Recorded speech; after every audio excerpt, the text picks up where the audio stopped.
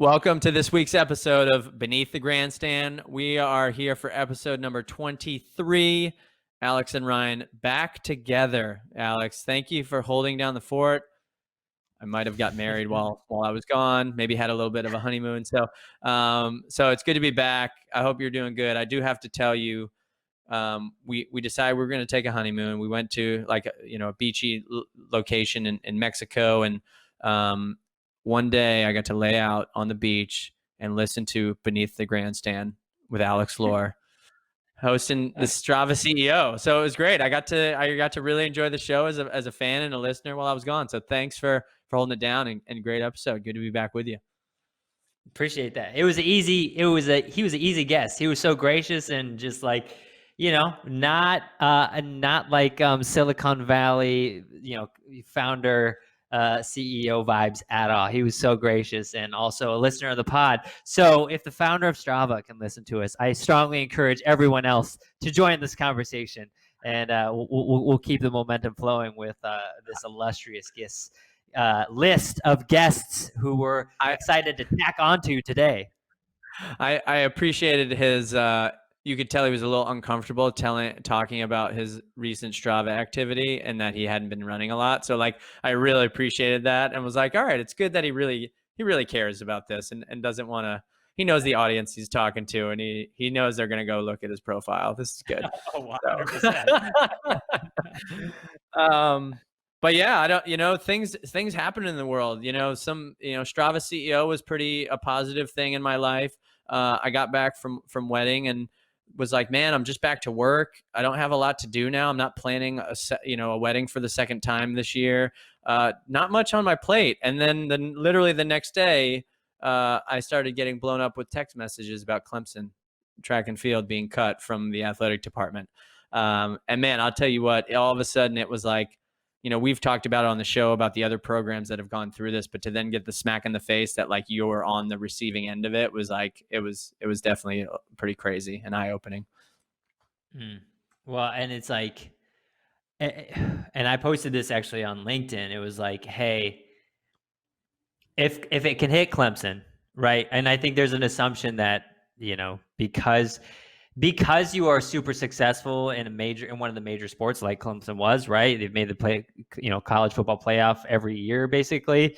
It's like they should be raking it in, right? They should be thriving. But there's also this weird model and weird bubble that we have let get super unstable, where that the most successful programs can't support the most basic of sports, right? Not sports that are busting, breaking budgets or anything. I think they're like, oh, they'll save $2 million from this. It's like, the grand scheme of things, that doesn't feel like it's really fixing any major budget shortfalls here. So, across the board, I think we need to have a full revamp of what college sports is and how did we create this completely unstable model that also forces the most successful teams to not even be sustainable themselves. This model is obviously completely broken. And my comment on LinkedIn, I said, is your sport is next, because if it happens to Clemson, there's no reason it shouldn't happen or couldn't happen to your alma mater as well. Yeah, there's a lot going on with it. I mean, I think the thing I'll say is that it's been really the positive that came with this is just how it's bringing everyone together. There's so many alumni and current student athletes that are all connecting on Zoom calls and emails and chat groups. And that's challenging in itself because you have so much communication going on and it's a group trying to stay organized and have kind of a common goal and message that we're developing to get out and really see if we can help save this program like these others have done. But the great thing is just how it's brought people together, and you're seeing people that you haven't seen in years. You're seeing people, for me being at Clemson when I was, the names on the wall and kind of the Hall of Fame names, and all of a sudden seeing some of these guys on a Zoom call who I've never met before and was like, holy crap, you have a place in history in my world. You know what I mean? I've never got to meet you, or a coach that was a former coach before I got there. And, it's I think it's been energizing for everyone to know that there's this common passion across people that and that you've never met. And it, in a weird way, it feels like you're back on the team again. You know, like Cool. how are we going to win? You know, how are we going to win this one? And so, so that's been a really kind of positive part of this. So we'll see. It's early stages of all this, and long road ahead, working against folks that don't want you. So it's we will see where we go from here. And I will tell you, it was a bittersweet, if I'm being honest, bittersweet and really hard to go into last weekend when or the weekend after that, when Clemson played Notre Dame, wanting your team to win, but suffering a defeat and being like, that's karma. You know, like you're trying to prop up this football team, and you make this decision and you lose your first game in 37 games at, you know, regular season or whatever the number was. You know, so that comment went out from a lot of alumni and track and field supporters. So you don't want Clemson to lose. What I will 100% say, I'm a Clemson fan still. I haven't jumped off the bandwagon. It's still my alma mater. But the timing of that was very interesting. So, but on more positive notes, Alex, you know, there's things that have been getting canceled and things changing in the world, as we all know. But there's people that are still trying to find a way to draw up some excitement and spice up the world, and that's really all about what, you know, today's guest is all about.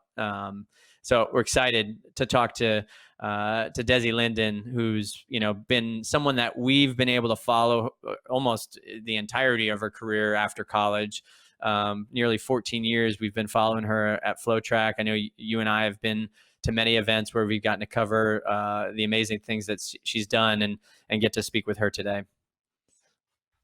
Yeah, you talk about changing and challenging. Like, that's Des. Find a way, right? And that's you know, we when it comes to saving these programs, find a way, and nobody can, I guess, kind of put that in an actual action more than Des Linden does, right? When you think of finding a way, I think of Des Linden at the 2018 Boston Marathon, when we woke up and we saw like those torrential rains and things like that. But Des Linden across her whole career has been like that, right? She's always been this grinder, and she's just had a different path. And I think that's kind of her calling card, and like why she's just so genuine. And I think we appreciate her so much. It's just because she's a little different, and she's always kind of done her own thing, and that's why everybody loves her. Yeah, and she's coming off of a crazy month in October, Des-tober, where she ran hundreds and hundreds of miles. So we'll talk to her about that. You know, she's also 37 years old. What does that mean in her world? Does it mean anything? So really, really interesting topics. You know, we even touch on about trees falling on her house and a number of other things. So really exciting episode. Always a great character to speak to, and I know a role model in the running world for a lot of folks out there. So without further ado, this week's episode and guest, Des Linden. We would love to talk to you about, you know, some of the things that have gone on recently. I think there's this thing called Des-tober that there was a lot of excitement and celebration around. You did a couple miles here and there, I think, throughout the month of October. It was 496. Is that the accurate count? That's correct. And 109 and 100. I think 196 in your last week. So I guess my two questions to kick this off is, how are the legs feeling, and what was the most amount of mileage you had done in a week prior to this, let alone a month? Yeah. Well, it's November teens right now. So I took a little break and then just jumped right back into things. I feel really strong. I did my first workout back today since late May, and it felt really good. So I would have thought I would have been a little bit more beat up, but I think you recover from running the pace I was running much quicker. And I think the interesting thing was, you know, as a month, the volume is not, I mean, it averages out to 120 miles, I believe, a week. So that's not crazy. But it's the way it's distributed all in those last like 15 days. So the 196 week, like my feet just look kind of like sausages. They're just like straight down. just swollen. Like my feet were like squares, and my, from the knee down, it was just like one size. So that's kind of gotten back to normal, which is good. It's relieves me a little bit. It's a little worried for a while. And I want to just clarify for listeners, when you say you did a workout, your first workout, and we are only, we're less than 2 weeks away from the end of that month. What was that workout today? So it's just a 6 mile cut down. We started at 6-minute pace and ended around 5:25. So it's gentle reentry. Nice. So the legs are moving again, though. They're not bad at all. Yeah. They look like legs. Not sausages. Des, how many days do you think you could have lasted past? Let's say could you do done 32, 33? Could you have squeezed like another week and a half out of it? What are your thoughts? Maybe another 10 days. Ooh. Like with doubles, maybe triples, I probably could have gone another 10. I wouldn't have been happy. Wow. I don't want to try. I'm not. Don't make me test that theory. Well, and I'd love to know. Go ahead.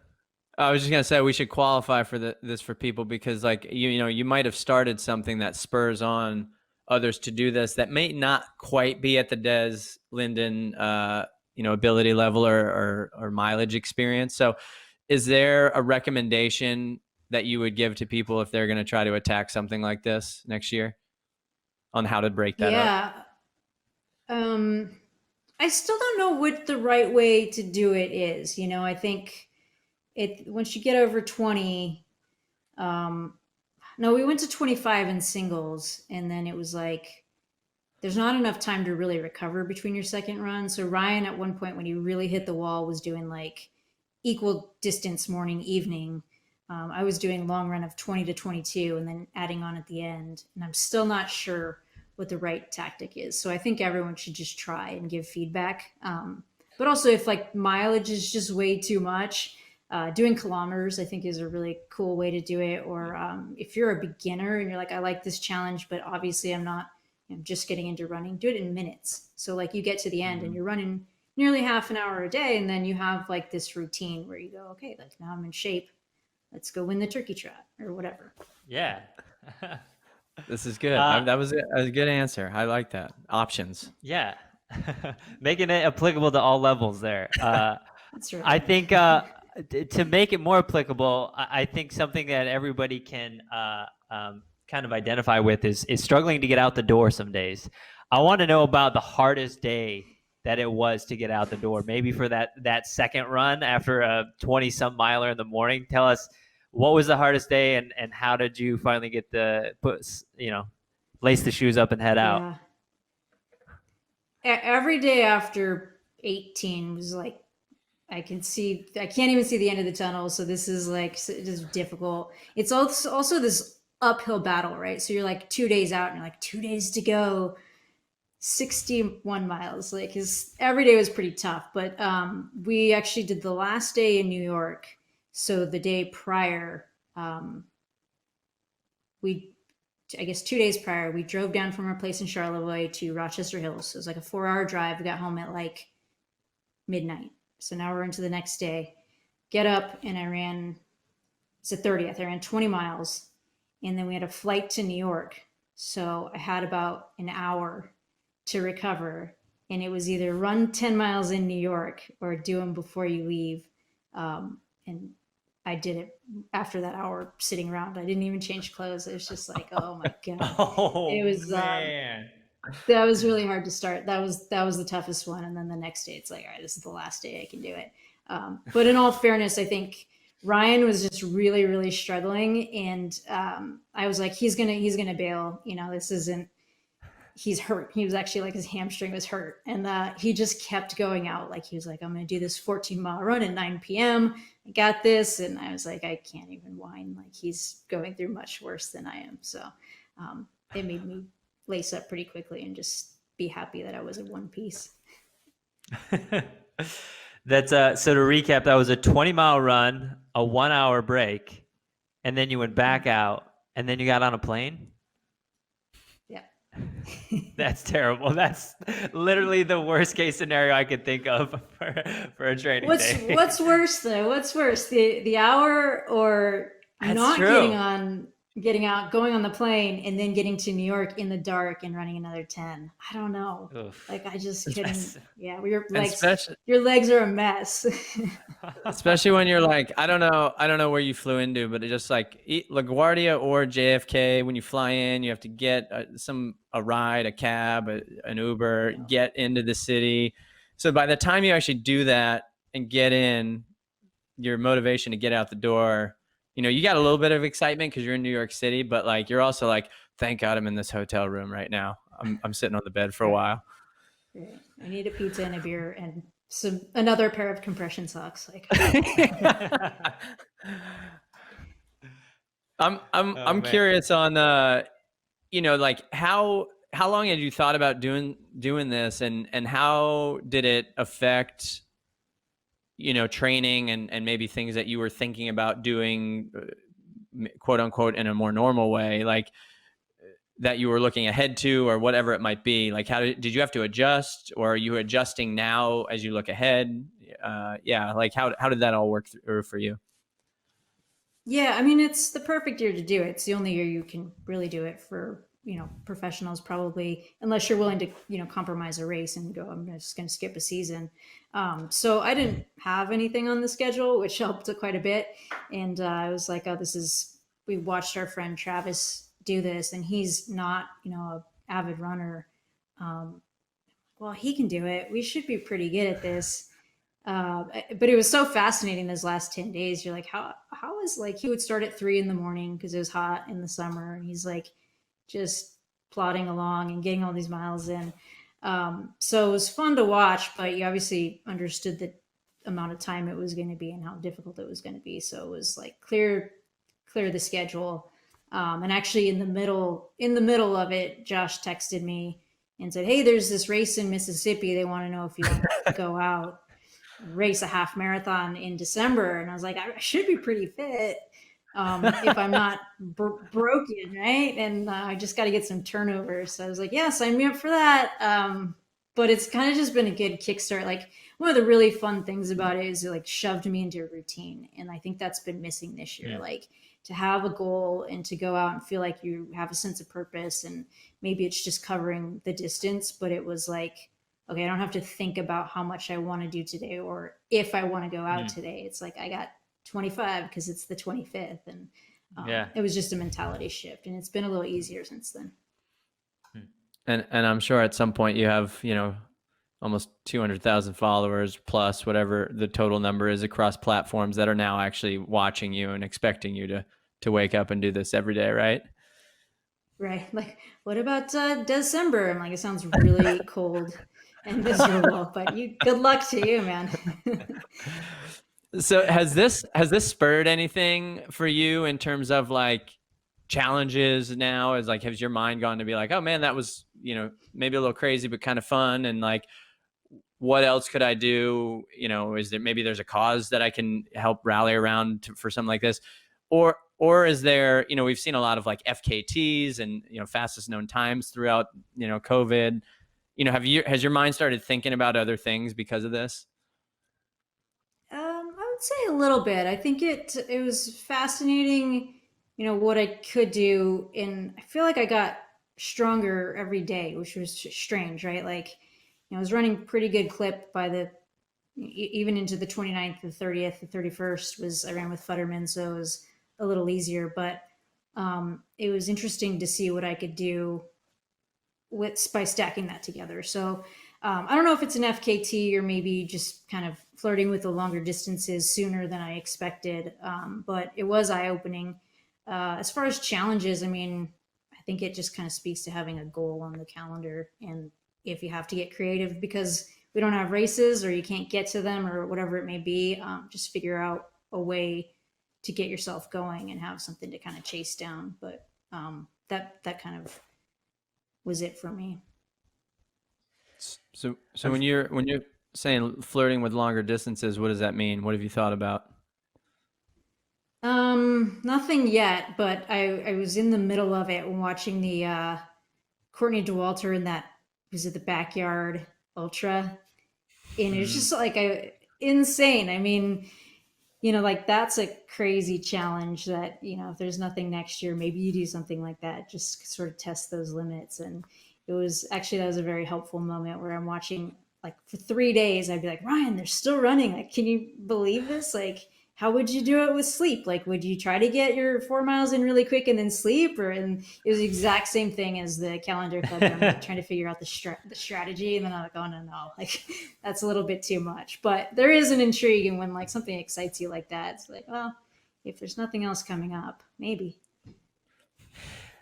Des, I know the trail and ultra crowd is just clamoring right at this point, and probably peppering you with, they're probably even peppering you with like entries, right? I can see the comrades crew. I'm sure they'd love to see somebody like of your caliber join that sort of race. But you mentioned you're considering longer distances sooner than you maybe would have before. Like, I guess, what do you think is like a palatable like opening door to that? Like, what is it like hey, I want to do a 50K, flat 50K attempt? Like, what actually seems palatable at this point right now in your career?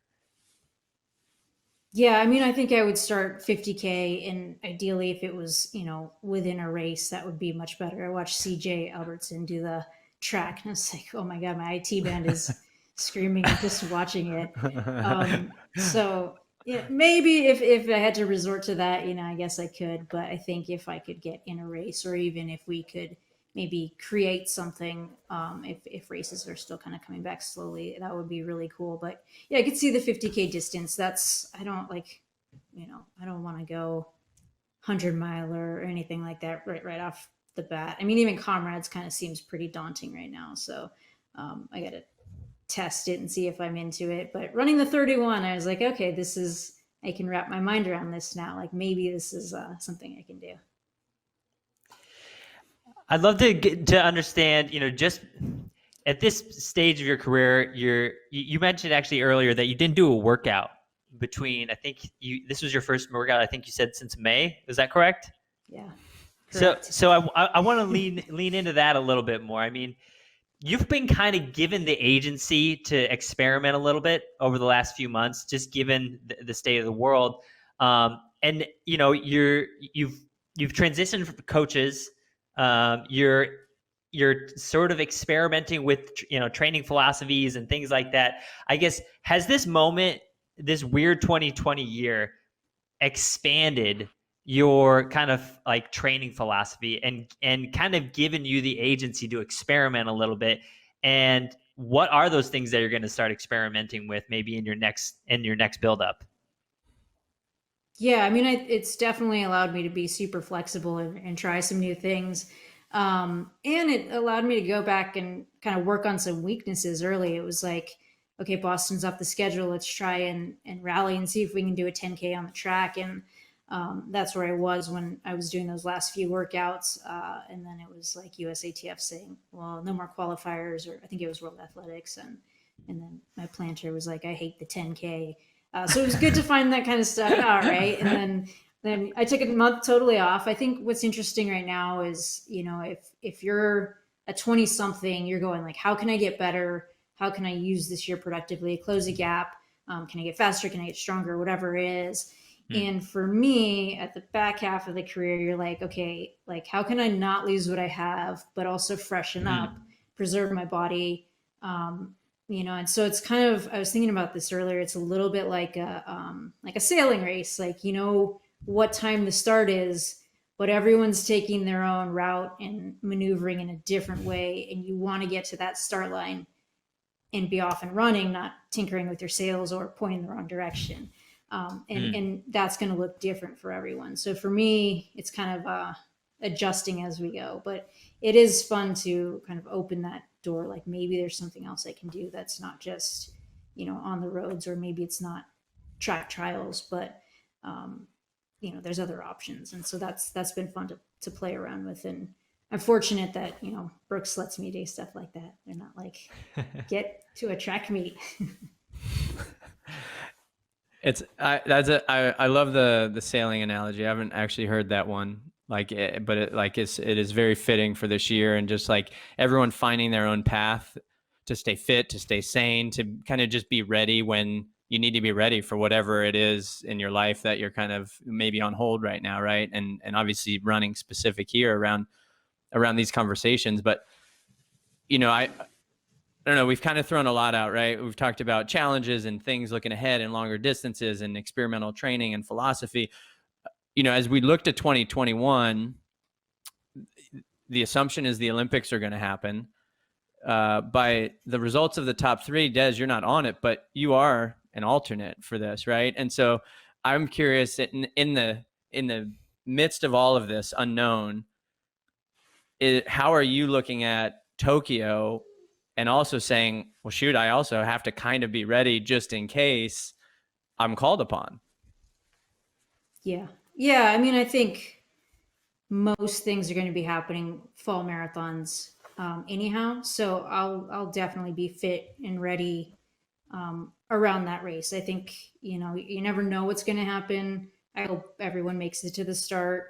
But it's been a weird couple months, and the year as a whole has been strange, so we'll see what happens, but I'll be ready for that, and if it doesn't happen there, then it's just fitness you parlay into the full marathons. So yeah, because I think everyone is of the same mindset, right? You hope everyone is healthy, gets to the starting line, but now we're talking about an 18-month span of kind of getting through this time, so that it's not crazy to think, hey, one of three people there could experience some a hiccup here or there, and need to, and something could happen, right? So like when you're in that position, like what's that communication like with you and your agent and the other women that are on the team? Are you communicating, and are people kind of checking in to make sure everyone's okay? Or like how does that work as an alternate, as you're kind of wondering where you might need to be ready?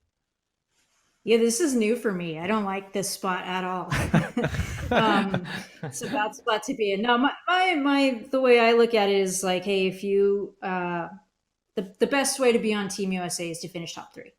Simple as that. After that, it becomes out of your control.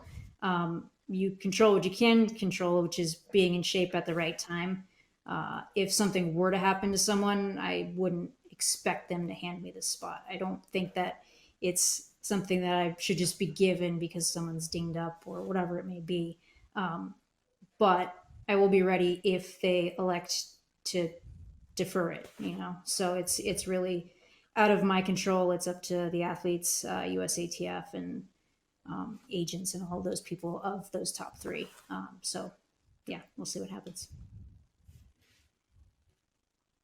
Yes, it's a very, very interesting spot. I know Alex and I were talking about that, and just like how do you keep that? I mean, I guess one of the positive things is for all of you, right, in getting ready for the Olympics, is there's not much happening before it, right? So it's like that's kind of the first thing that people can be prepped and ready to go for at this point. Yeah, so with maybe a few really exceptions.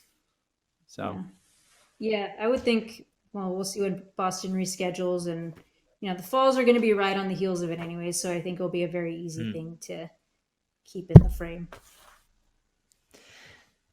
I think the perspective is so interesting. You mentioned some people see this year as like, okay, how can I take advantage of it and get faster?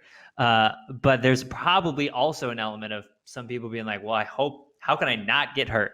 And it's like a terrible kind of war of attrition that our sport is still trying to figure out, honestly.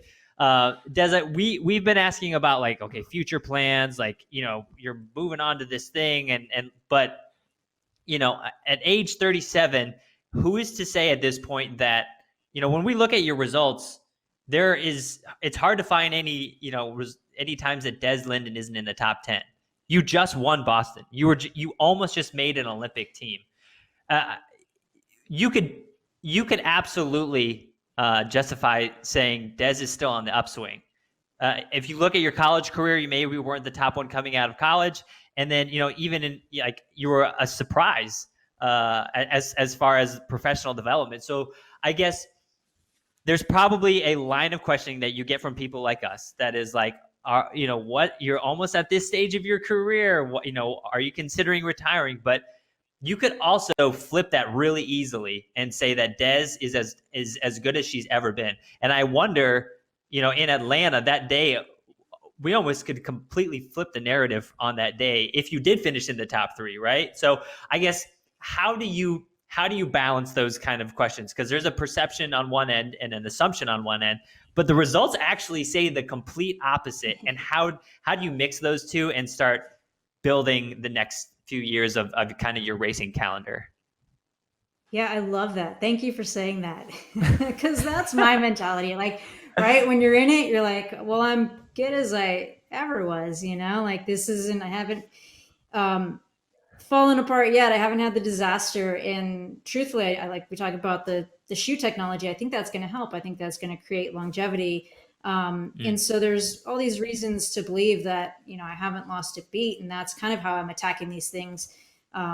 Staying patient and taking a break this year when I could. That really 1 month long stretch of no running was kind of a reset, and then let's go long game again and plan for 4 years and try to who knows, let's get to another trials if we can. And so it's all there. I think the biggest thing for me is a sense of urgency now. Like I kind of race a little bit more in the moment, and this could be your last one. Like you're not trying to like use this as a stepping stone to get a little bit better and then really knock the next one out of the park. It's everyone is like the wheels could fall off. So it's there's a sense of urgency in that, which isn't a bad thing anyhow. So it'll happen one day. Father time is undefeated, but I think we've moved all the pieces in the right place, and I've set myself up for a long game again, but I'm going to attack each one as I can, as it might be the last one.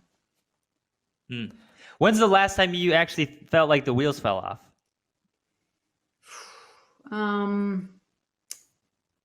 I actually had a rocky 2017. I think that it was almost like in my mind, I expected that I was getting older and it was done.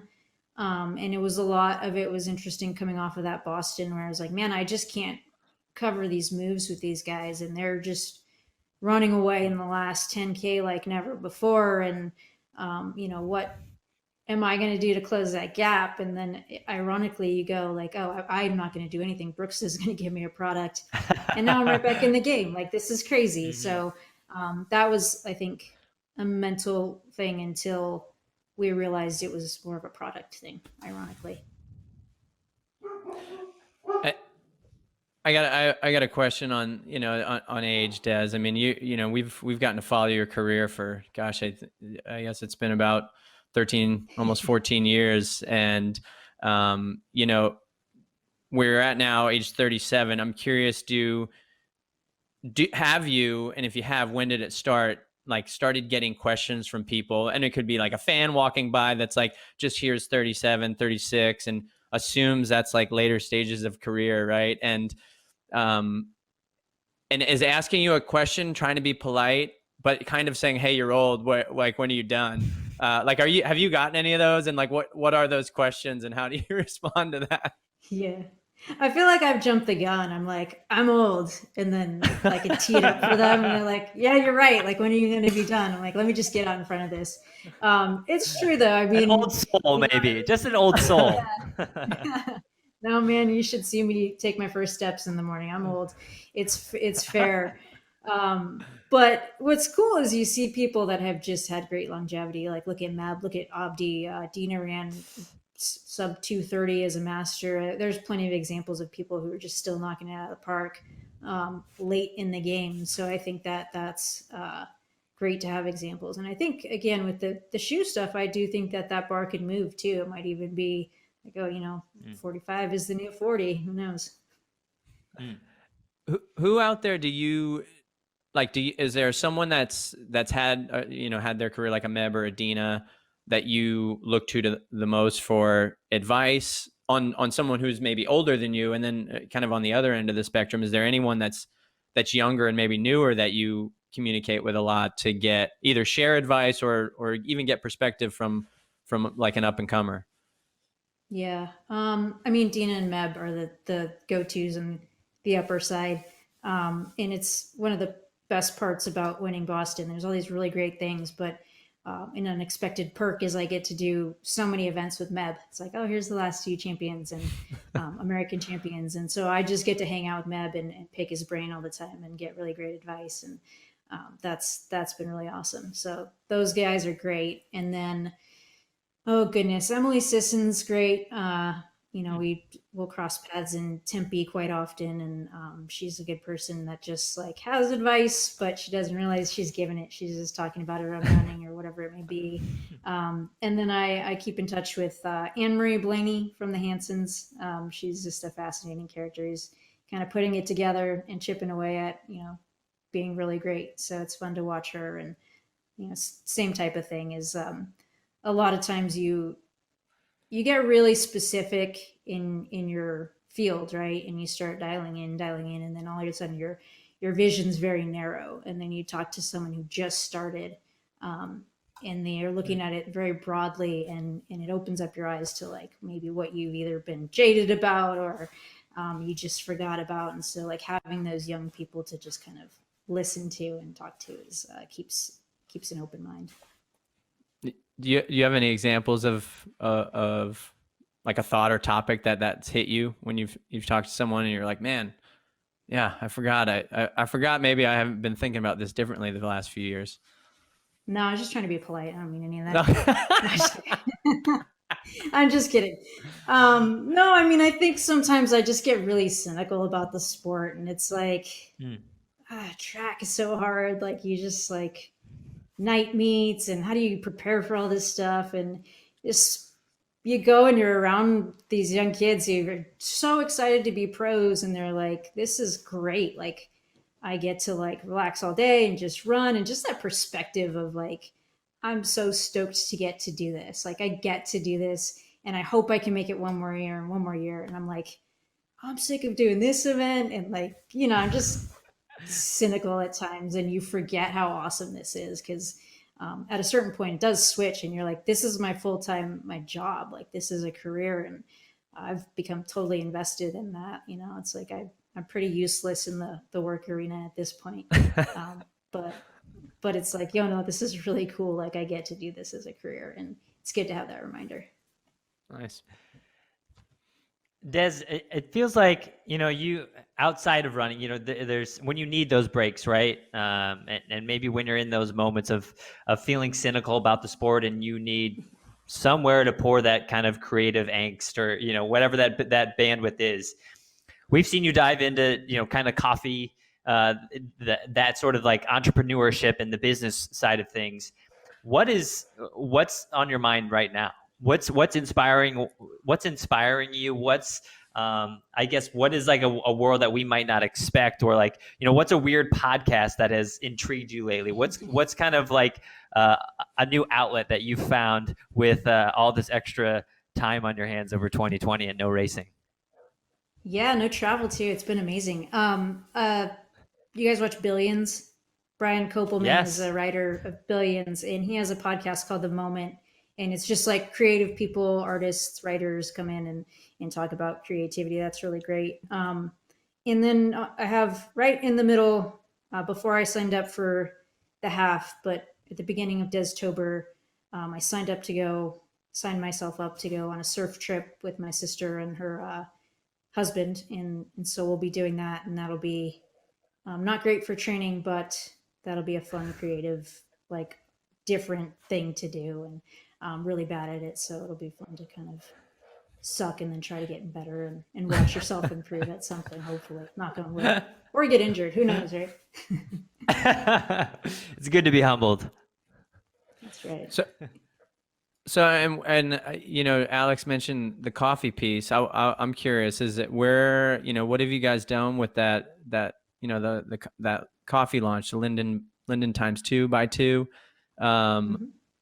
Where are you guys at with that, and how much time are you guys spending on that? Yeah, it's been just really steady and growing steadily, and it's quite a bit of fun. I think it's really Ryan's baby. We both are very into coffee, and it started as like, you get the air popper popcorn machine in your house, and you buy the green beans in these little tiny bags, and you try to roast them in this air popper, and then all the fire alarms go off in the house.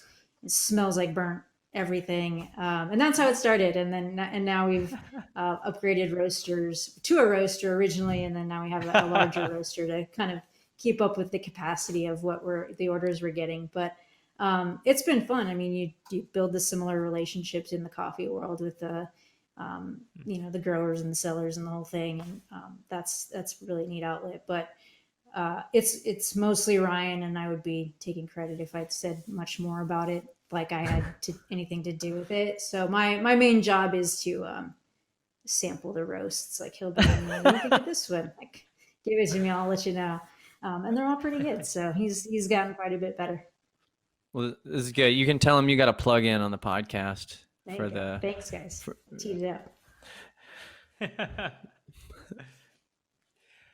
Des, I'd love to know.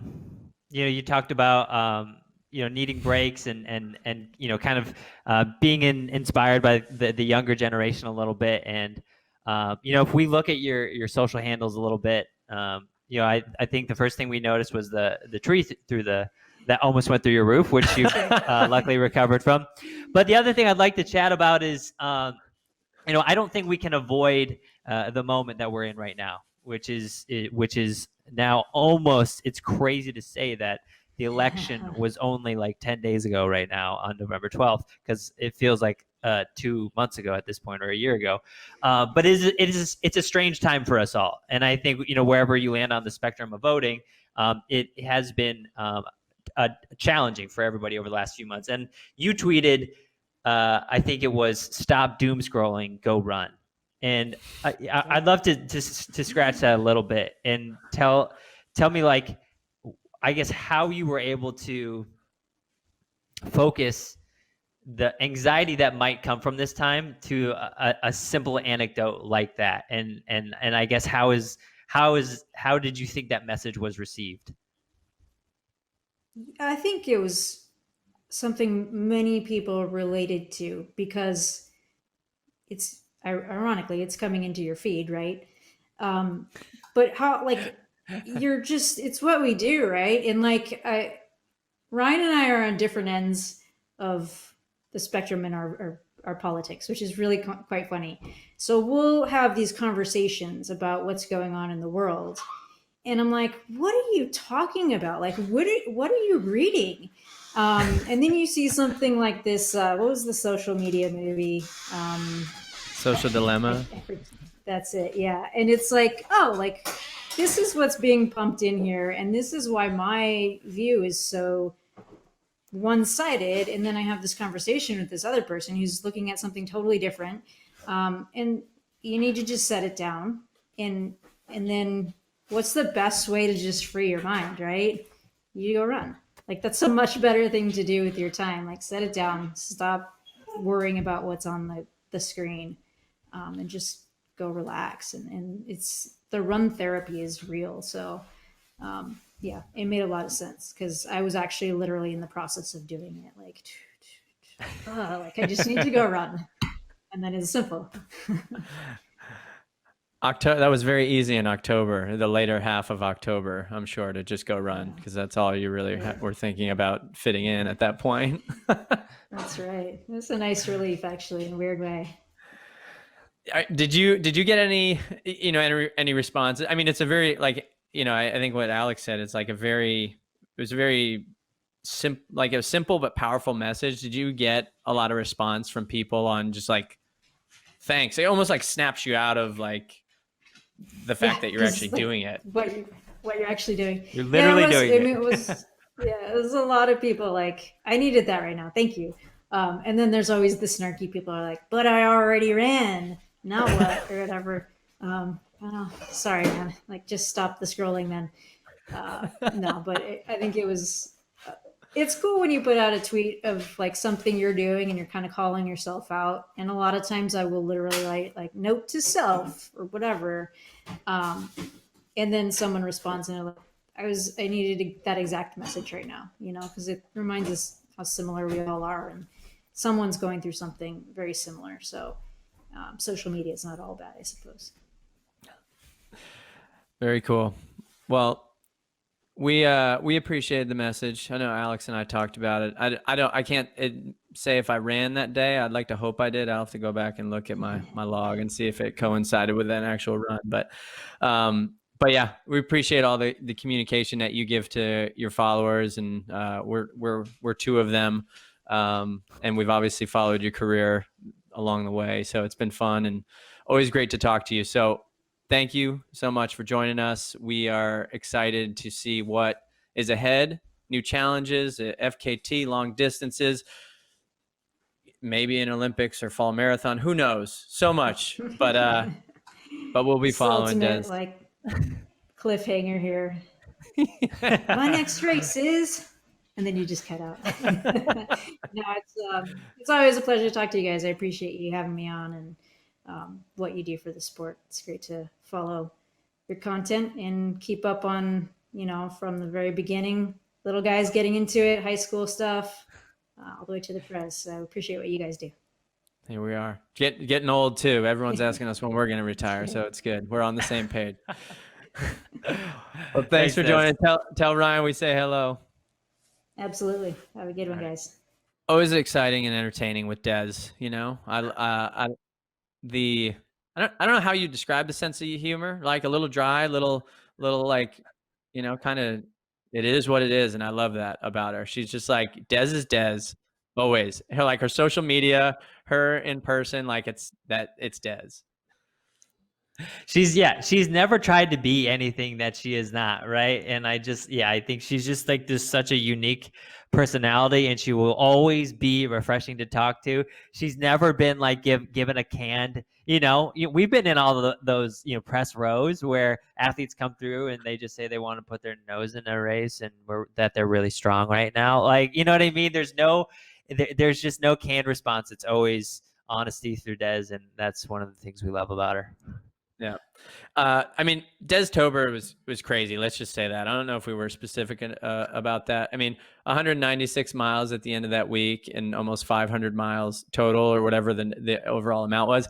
I appreciated the way she broke it down because, like, honestly, even in my mind, I was like, oh, yeah, I can do a Des Tober. Kilometers, minutes. Yeah, I was like, yeah, definitely can do the minutes. I think that's what I'll sign up for next year. Definitely doing minutes. 31 up at the peak. Let's roll.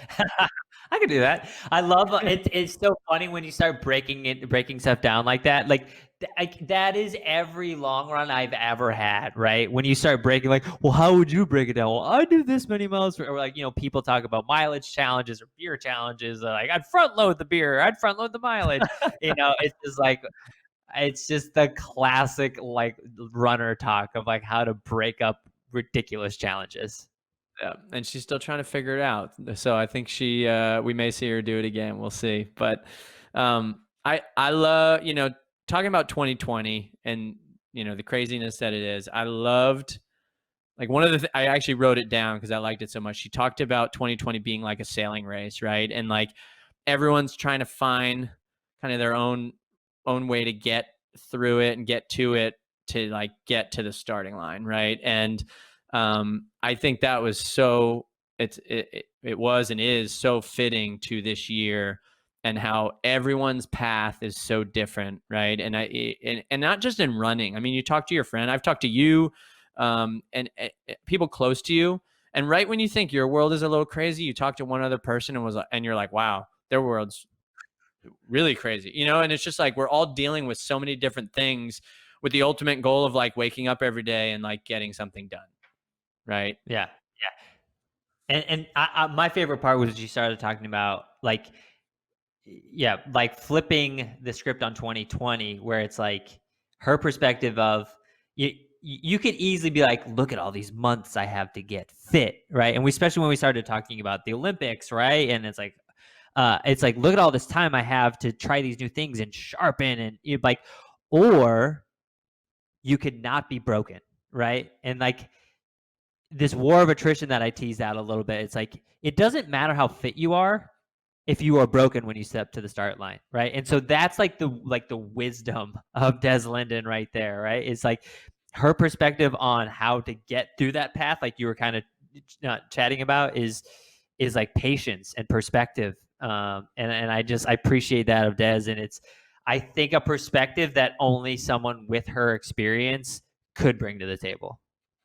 When you say experience, are you saying age, Alex? Because Nope. that was topic of discussion. I mean, I think, and it's funny, like she's 37 years old, and we ask her about that. And I think if we know anything, you got to point to the phrase "age ain't nothing but a number," right? Because you look at the Shalanes, the Mebs, the Dinas, the Joan Benoit Samuelsons of the world, and like the amazing things that they've done in what we call later stages of their career. Like I think of Meb in 2014. He's 38 years old. He wins the New York City Marathon. And I think you put it really well in terms of how the script can be flipped with one change, right? If Des is 37, she didn't make the Olympics. Is she like near the end? Or Des is 37 and she makes the Olympic and she's like still kicking ass, right? And that's like, I think of Meb when he won in 2014 at age 38, and in 2016, now he's a favorite, right? At the Olympic trials in the US, where maybe he doesn't place in the top 3 in New York, and you're just like, oh, is Meb still have a chance? Mm-hmm. Yeah, it's so interesting, right? Like we could so easily flip this perspective, right? It's again, like it's just the line of questioning from people like us, right? And we can almost morph and shape this narrative however we want it. Because like if Des made the team, like, and she almost did in Atlanta, right? It's a completely different conversation, right? And whether that's good or bad, like maybe it's like overall, like maybe not making the team that day is going to be better for her career. But maybe if she made it, we would be talking about how she is at the peak, right? And again, she hasn't had a bad day in a long time. So who's to say that Des isn't out there absolutely smashing still in 2021? She has yet to prove us otherwise. So I'm gonna choose to spin this narrative, hop on the bandwagon with me. That Des is still as sharp as she's ever been, and she's about to crush souls once we get back to racing. So if you want to join me on this bandwagon, you can find me beneath the grandstand. Thanks for joining us, guys.